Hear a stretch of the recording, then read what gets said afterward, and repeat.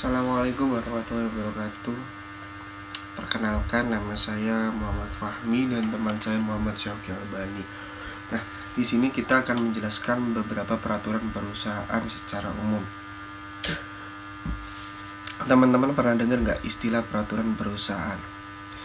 Kalau kalian seorang pekerja atau pelaku usaha, ini hal yang wajib banget kalian tahu. Di video kita ini akan membahas secara umum apa itu peraturan perusahaan, dasar hukumnya apa, siapa yang wajib membuat, dan apa saja isinya, dan bagaimana proses pembuatannya. Nah, yang pertama-tama kita di sini akan masuk dalam pengertian peraturan perusahaan.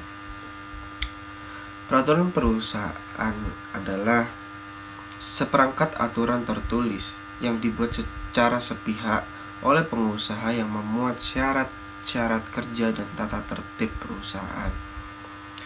Tujuannya apa? Tujuan utamanya adalah untuk menjamin kepastian hukum dalam hubungan kerja antara pengusaha dan pekerja. Peraturan perusahaan ini mirip dengan undang-undangnya perusahaan, yang dimana wajib ditaati oleh seluruh pekerja dan manajemennya. Yang kedua, kita masuk dalam poin kedua adalah yaitu dasar hukum peraturan perusahaan. Peraturan perusahaan ini diatur oleh beberapa peraturan perundang-undangan di Indonesia. Antara lain, yang pertama adalah Undang-Undang Nomor 13 Tahun 2003 tentang Ketenagakerjaan.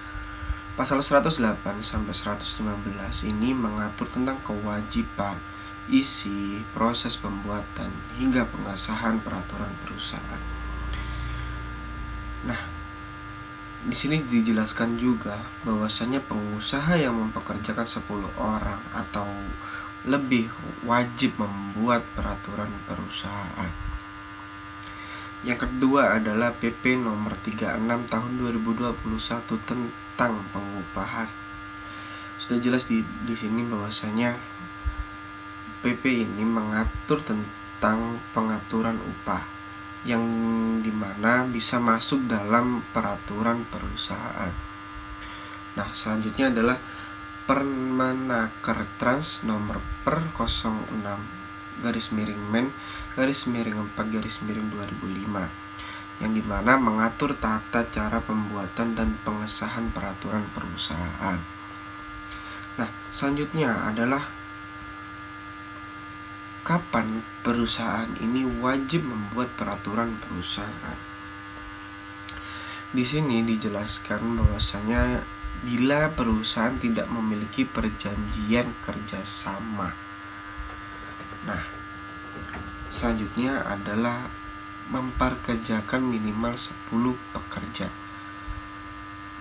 Dan bila mana sudah ada PKB, maka PP tidak perlu dibuat. Nah, di sini dijelaskan bahwasanya peraturan perusahaan itu dibuat minimal adalah 10 orang pekerja atau lebih. Bila mana tidak dalam jangkauan 10 orang pekerja, maka PP peraturan perusahaan ini tidak bisa dibuat. Nah, masa berlakunya adalah 2 tahun dan harus diperbarui bila ada perubahan yang signifikan. Nah, selanjutnya adalah isi peraturan perusahaan. Isi peraturan perusahaan ini meliputi secara umum. Biasanya peraturan perusahaan ini meliputi hak dan kewajiban pengusaha. Hak dan kewajiban pengusaha ini yang wajib diketahui adalah haknya memberikan sanksi disiplin. Kewajibannya adalah menyediakan alat kerja yang aman. Nah, perusahaan ini memiliki kewajiban serta hak ini tidak hanya semena-mena bagi karyawannya. Nah, selanjutnya adalah hak dan kewajiban pekerjanya. Hak atas cuti, lembur, tunjangan. Nah, kewajibannya adalah menjaga rahasia perusahaan. Ini biasanya hak dan kewajiban pekerja itu dilihat dari segimananya pengusaha tersebut. Nah, kita bahas selanjutnya adalah syarat kerja. Kita bahas syarat kerja ini yang secara umum, yaitu yang dapat kita ketahui adalah waktu kerja istirahatnya. Yang kedua adalah upah dan sistem pembayarannya. Dan yang ketiga adalah jaminan sosial dan kesehatannya. Nah, yang terakhir adalah cuti dan tahunan dan cuti lainnya. Ini adalah menjadi syarat kerja secara umum. Nah, tata tertibnya secara umum yaitu misalnya dalam artian larangan datang terlambat, aturan berpakaian, etika kerja. Ini biasanya diatur dalam tata tertib perusahaan. Tata tertib perusahaan ini biasanya akan meliputi beberapa yang menjadi tolak ukur suatu perusahaan ini. Nah, selanjutnya adalah sanksi pemutusan hubungan kerja. Ini biasanya melalui tahapan-tahapan seorang pekerja itu, bagaimana dia giat apa tidaknya bekerja, niat apa tidaknya bekerja, itu akan menjadi tolak ukur sebuah perusahaan. Nah, biasanya itu dilakukan, yang pertama adalah teguran, yang kedua adalah skorsing. Nah, yang terakhir adalah PHK.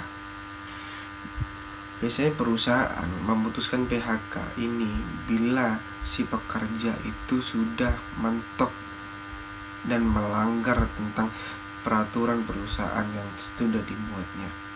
Nah, untuk selanjutnya, poin selanjutnya akan dilanjutkan oleh saudara saya, yaitu Muhammad Syauqi Albani. Halo, Assalamualaikum warahmatullahi wabarakatuh. Perkenalkan, nama saya Muhammad Syauqi Albani, NIM akhir 320. Di sini saya akan melanjutkan tentang video yang dijelaskan oleh rekan saya sebelumnya tentang peraturan perusahaan. Di sini ada proses penyusunan peraturan perusahaan. Peraturan perusahaan adalah dokumen hukum yang mengatur hubungan kerja antara pengusaha dan pekerja karyawan. Penyusunan wajib bagi perusahaan dengan minimal 10 karyawan. Berikut adalah tahapannya. Yang pertama itu ada pembentukan tim penyusun. Tim biasanya terdiri dari manajemen HR atau personalia. Kedua ada perwakilan hukum perusahaan. Yang ketiga ada perwakilan serikat pekerja jika ada. Yang kedua ini ada menyusun draft peraturan perusahaan. Draft harus memuat ketentuan sesuai Undang-Undang Ketenagakerjaan nomor 13 tahun 2003 dan mencakup yang pertama itu ada hak dan kewajiban perusahaan dan karyawan. Yang kedua ada syarat kerja atau yang bisa disebut waktu kerja, lembur, cuti, dan yang ketiga ini ada tata tertib perusahaan. Itu termasuk disiplin kerja, larangan, dan sanksi. Selanjutnya ada pengupahan dan tunjangan, keselamatan dan kesehatan kerja atau yang disebut dengan K3, dan yang terakhir ini ada mekanisme penyelesaian perselisihan. Yang ketiga ini ada konsultasi dengan pekerja. Perusahaan wajib berdiskusi dengan pekerjaan atau serikat pekerja untuk mendapatkan masukan jika ada perbedaan. Jika ada perbedaan, dilakukan musyawarah untuk mencapai kesepakatan. Yang keempat, ada pengajuan ke Dinas Ketenagakerjaan. Draftnya harus ditunjuk ke Dinas Ketenagakerjaan setempat untuk diverifikasi. Dokumen yang diperlukan itu ada surat pengajuan peraturan perusahaan, draft peraturan perusahaan, akta pendirian perusahaan, NPWP perusahaan, dan bukti konsultasi dengan pekerja notulen rapat. Yang kelima ini ada pengesahan oleh Dinas Ketenagakerjaan. Dinas Tenaga akan mengecek kesesuaian dengan hukum ketenagakerjaan. Jika disetujui, diterbitkan surat keputusan atau SK pengesahan peraturan perusahaan. Jika ditolak, perusahaan harus merevisi sesuai arahan. Yang keenam ini ada sosialisasi ke seluruh karyawan. Perusahaan wajib memberitahu isi peraturan perusahaan kepada seluruh karyawan. Dilakukan melalui pembagian dokumen, pemasangan di papan pengumuman, pelatihan sosial, dan internal. Yang ketujuh ini ada pendaftaran ke Pengadilan Hubungan Industrial atau PHI. Perusahaan harus mendaftarkan peraturan perusahaan yang telah disahkan di Pengadilan Hubungan Industrial setempat untuk pencatatan. Yang kedelapan ini ada evaluasi dan revisi. Yang pertama ini, peraturan perusahaan dapat direvisi jika ada perubahan hukum atau kebutuhan perusahaan. Yang kedua, proses revisi harus melalui konsultasi ulang dengan pekerja dan pengesahan ulang oleh Dinas Ketenagakerjaan. Sanksi jika tidak memiliki peraturan perusahaan yaitu sebentar ya.